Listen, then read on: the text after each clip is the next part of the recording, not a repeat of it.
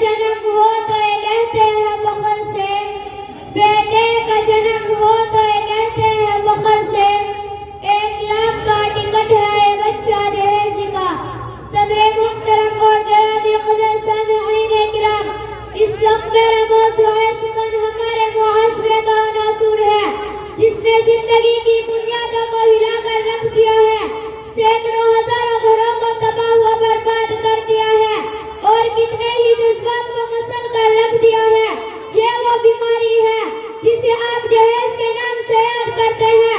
मैंने खुतबे के बाद एक हदीस शरीफ पढ़ी है, इसमें हुजूर अकरम सल्लल्लाहु अलैहि वसल्लम का पाक इरशाद है कि जो शख्स इज्जत हासिल करने के लिए शादी करेगा तो रब्बुल जलाल ऐसे शख्स को दिल्लत के सिवा कुछ न देंगे, और जो शख्स माल के लालच में शादी करेगा तो उसको फक्र फाका और तंगदस्ती के सिवा कुछ नसीब न होगा।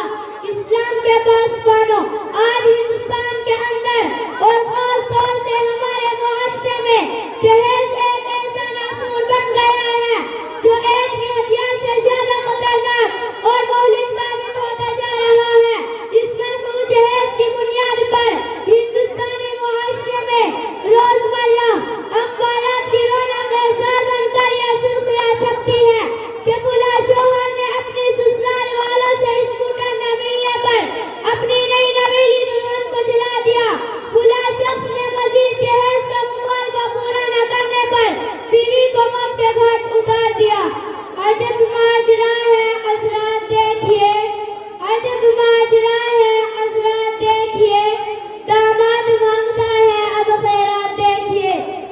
प्यारे दोस्तों, अखबारात की सुर्खियां अभी गैर कौमी के बारे में नजर आती थी, मगर अफसोस सदा अफसोस कि रफ्ता रफ्ता हमारे इस्लामी मुआशरे के अंदर भी यह वबा फैल चुकी है।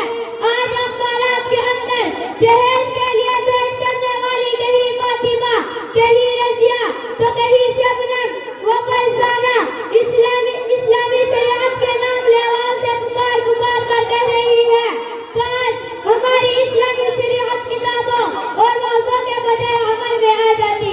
प्यारे दोस्तों, इस्लाम के नौजवानों, औरत रब्बुल जलाल की जानिब से अता करता वो हसीन तोहफा है जिसने इंसानी जिंदगी को रहनुमाई बख्शी। इसी औरत के दम से नज़ारों में खूबसूरती पैदा हुई। इसी मासूम कली ने हज़रत आदम अलैहिस्सलाम की जिंदगी से खौफ और वहशत को दूर किया, मगर इन तमाम बातों के बावजूद जुल्म सितम की तारीख शायद है कि इस सारे पानी में जितने मज़ालिम बर्पा हुए हैं, इनमें ज्यादातर सिर्फ नाजुकी पर किए गए हैं।